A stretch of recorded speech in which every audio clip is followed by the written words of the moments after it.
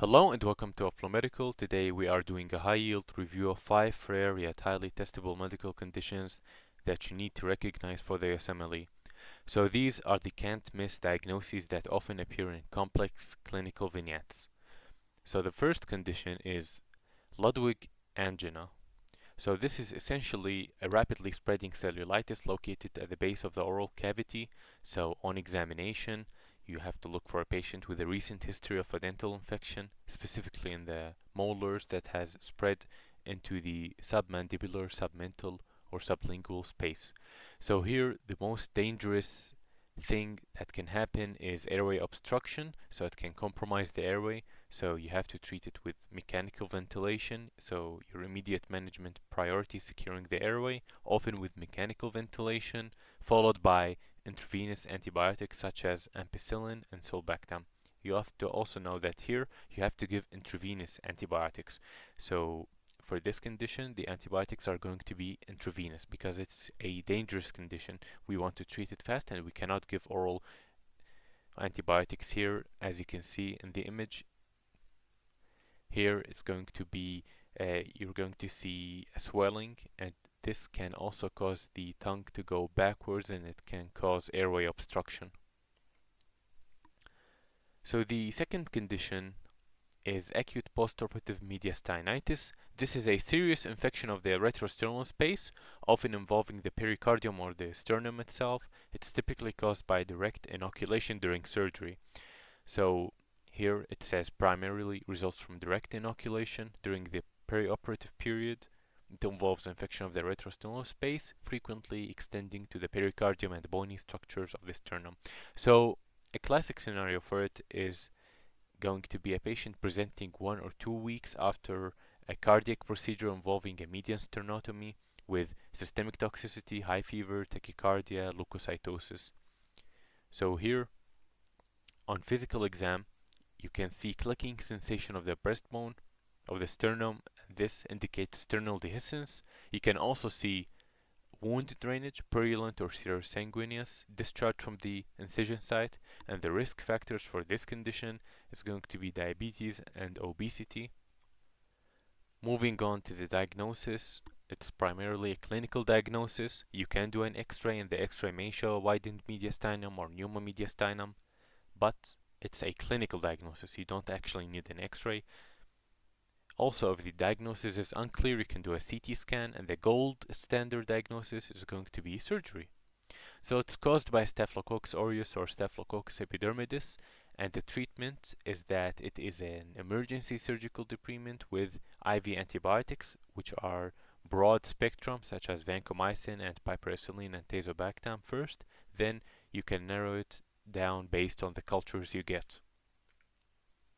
So there's going to be a distractor. If the question describes a patient with only skin redness and no systemic signs such as no fever, no sternal rocking, it's most likely a superficial surgical site infection. So the management for this is going to be local wound care and oral antibiotics. But if it's mediastinitis, the one we discussed, it's going to be surgery and IV antibiotics, not oral but IV antibiotics.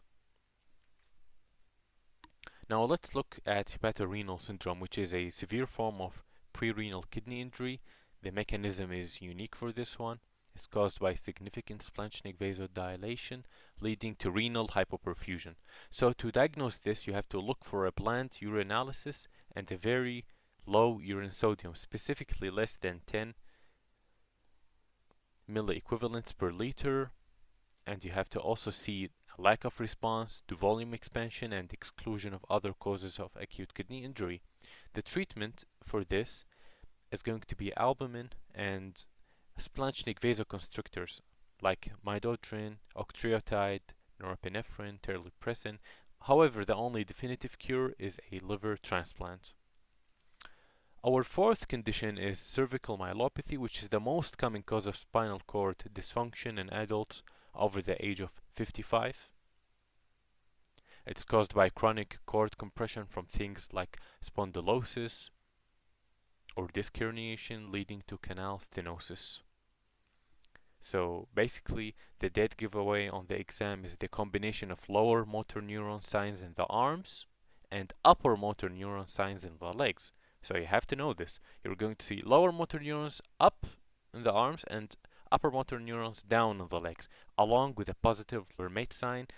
And it's a clinical finding that is used to identify spinal cord involvement in this condition, and it can also be positive in multiple sclerosis. So what is Lermite sign? Lermite sign is basically a sensation that's described as sudden transient electric shock-like sensation. So it typically travels down the spine or into the limbs, and it's triggered by flexing the neck, such as the patient movement of chin to chest. Bringing the chin to the chest is going to trigger this, so it's positive in for the USMLE in two conditions: cervical myelopathy and multiple sclerosis. And the gold standard imaging for this condition is going to be MRI of the cervical spine, while mild cases are managed conservatively. Moderate to severe cases require surgical decompression. Finally, we have peritonsillar abscess. So for the USMLE, you're going to see a patient with a severe sore throat, fever, hot potato or muffled voice, and two very specific physical exam findings to watch are the uvula deviating away from the affected tonsil. So here we have it, and then you're going to see the uvula that is deviated away from the affected tonsil, and also trismus or lockjaw. You may also see edema of the soft palate and pulling of saliva. So it frequently develops following an episode of pharyngitis or tonsillitis. Most common pathogen is group A streptococcus. And as for treatment, first off, before you treat, if you see the tripod position or severe respiratory distress or the inability to lie still, then you have to secure the airway, drain, and administer antibiotics. But the general treatment involves needle aspiration or surgical incision and drainage, followed by antibiotic therapy. So you're going to give amoxicillin or ampicillin, sulbactam, and if they are allergic to penicillin, you're going to give clindamycin. And you have to know the complications, which can be severe, ranging from the most important one, which is airway compromise, all the way into extension of the infection into deep tissues of the neck or the posterior mediastinum, also aspiration pneumonitis, lung abscess, hemorrhage, and also other important complications is rheumatic fever and glomerulonephritis, because the pathogen for this is group A streptococcus.